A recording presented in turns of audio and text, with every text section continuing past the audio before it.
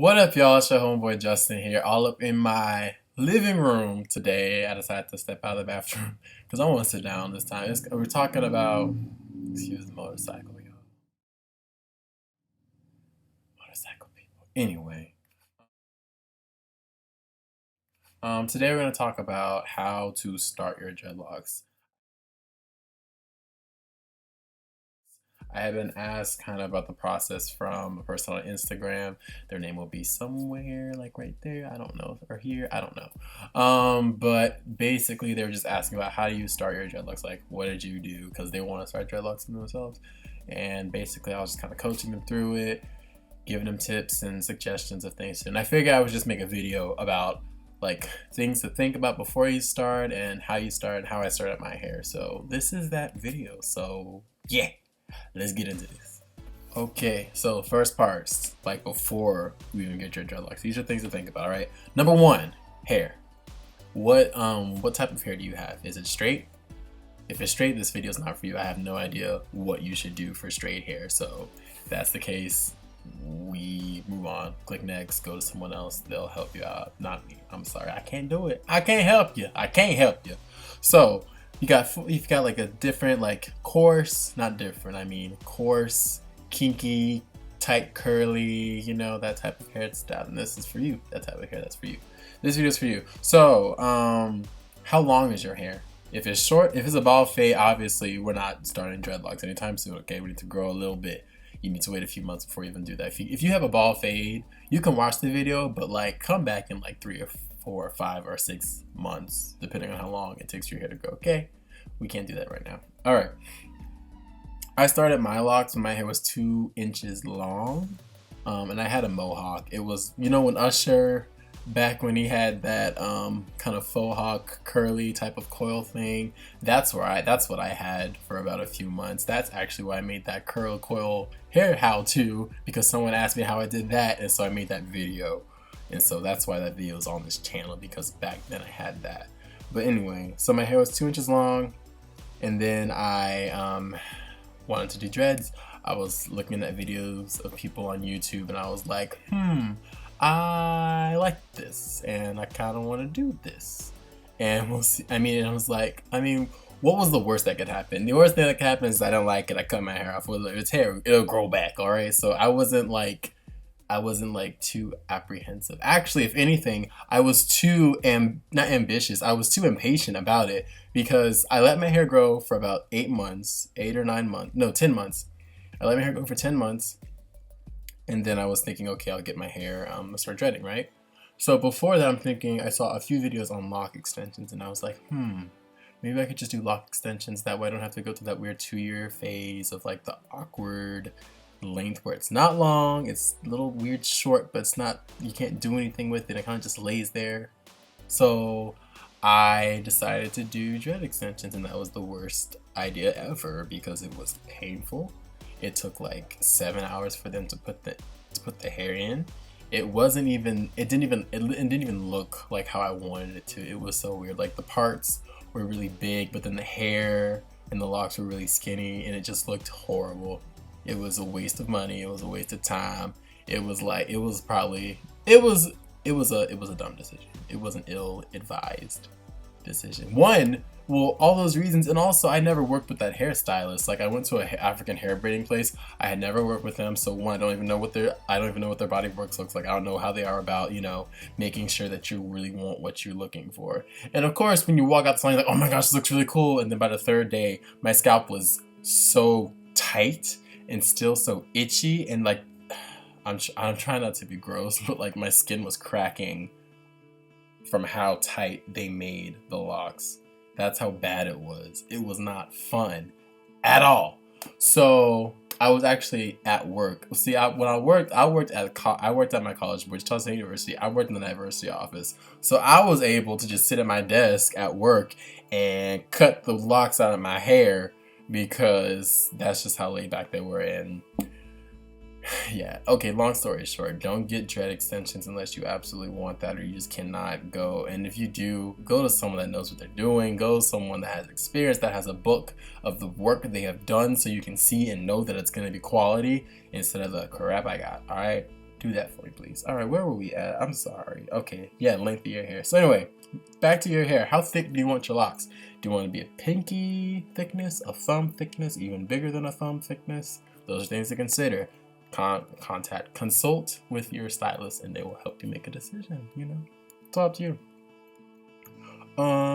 Yeah. Also, yeah, hairstylist. Find someone that's knowledgeable. Do that for sure. Let's see. Why are you doing it? Yeah. Why are you getting dreadlocks? Are you doing it because someone said you would look good with them? Are they saying you should do dreadlocks? You would just look so good with dreadlocks. Yeah, you need the dreadlocks. Did they say that? Or are you wanting it because of a personal reason? Are you like wanting to get into the Rastafari thing, which is a thing that I have no knowledge about. Do not think that I do. I know nothing of that. All right, I just have the dreadlocks. That's it. That's it. That's it. That's all. But yeah, just make sure you're doing it for the right reason. Okay, you don't want to do it because of like, and you also don't want to do it if you're not 100% sure you want to.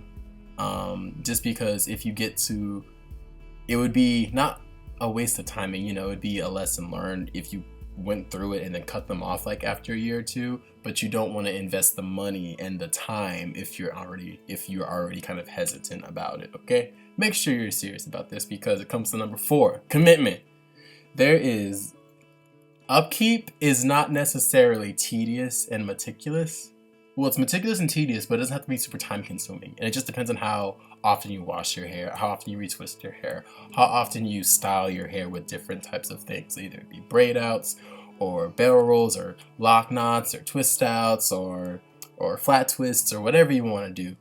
But really the amount of time you put into your hair is what you're going to get out of it. So if you want your locks to look really refined and really pedicured, then you know you'll have to put more time into it. If you don't care that you're going to have a month's worth of new growth, then that's your prerogative. I mean, it's your hair. Do what you want to do with it, but just make sure that you're willing to be committed to the maintenance that your hair requires, you know? Back to that 2-year ugly phase. Yeah, that's going to happen. And there are going to be feelings of doubt, and you're going to be thinking that maybe I don't want to do this anymore. Maybe I'm just tired. I don't want to retwist my hair, especially if you're doing this yourself. When I started, I went to a stylist for about a year. Her name is Ashley. I'll put her info in the description box.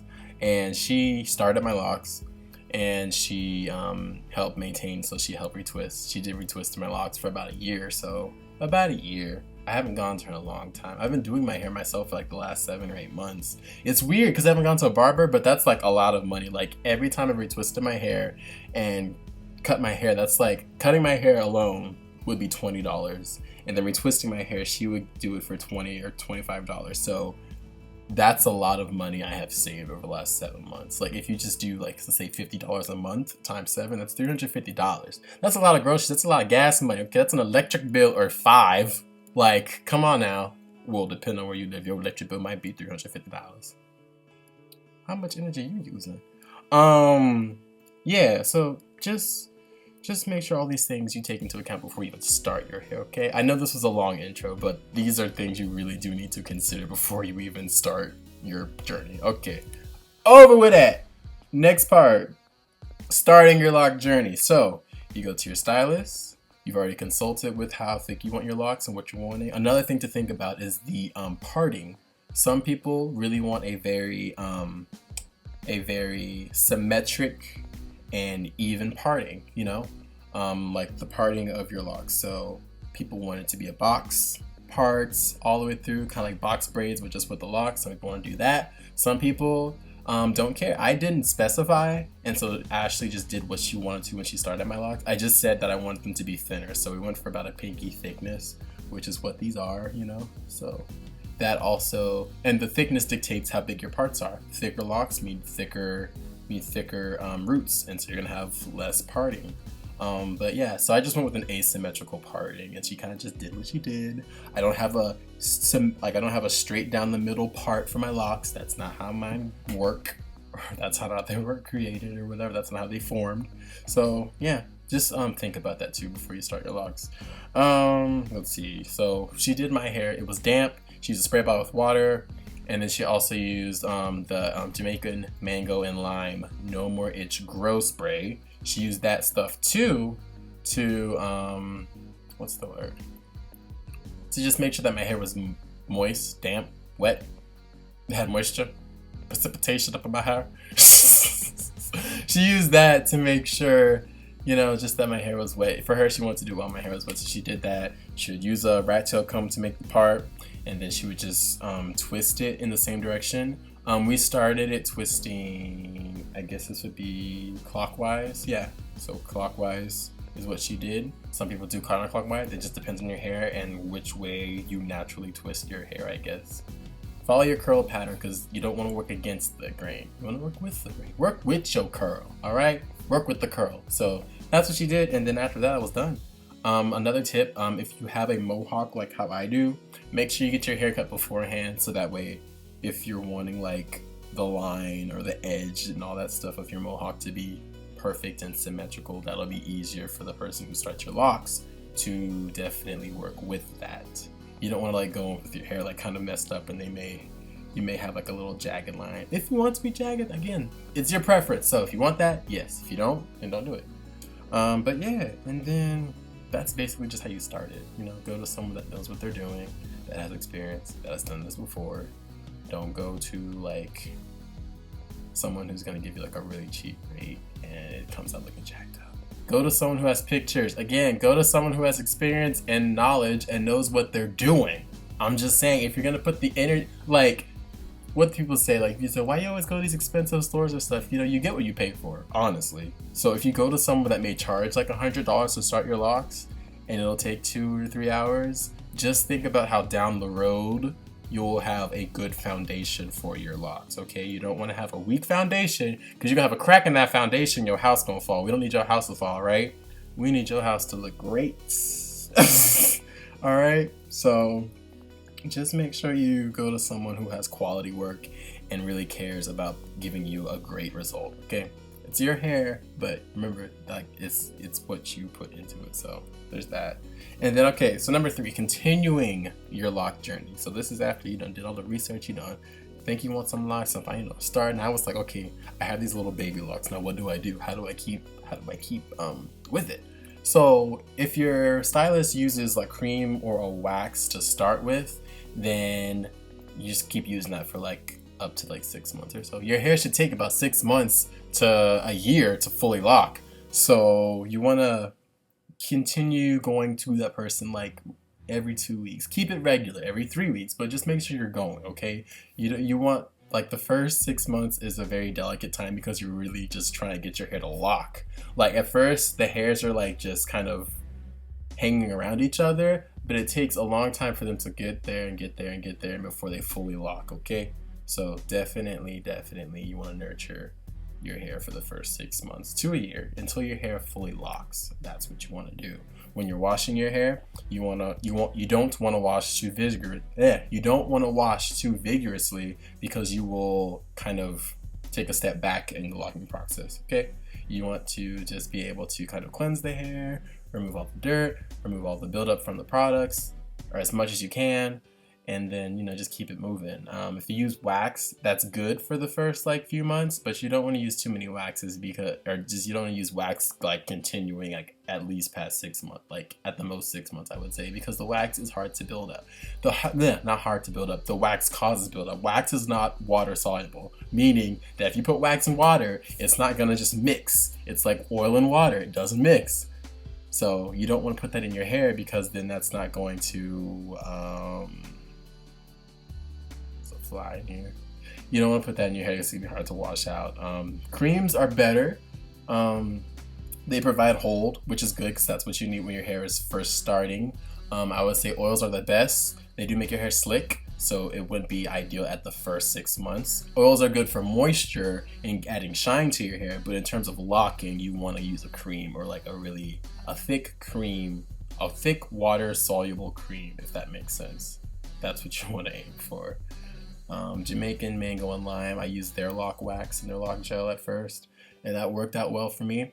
So definitely check that out if you want to check that out. I would suggest it. Let's see, anything else that I fucking got? Not really. I think that's it. Wow, we're like at 15 minutes, so this is a long behind video. But yeah, that's basically the whole gist of starting your lock journey, at least starting my lock journey. Yay, it is, well, it's June 27th. In about 2 months, wow. In 2 weeks, I will be at my 2-year anniversary, so I'm really excited for that because I didn't even think, like, I was gonna make it this far. But you know, like, after the 2 years, I'll do a length check too to see how long my hair is, because that would be something that I'd want to know, is how long my hair is. And I probably should start trimming my hair too, because I haven't been trimming any of the ends. Like my hair, like hair is almost 3 years old, and yeah.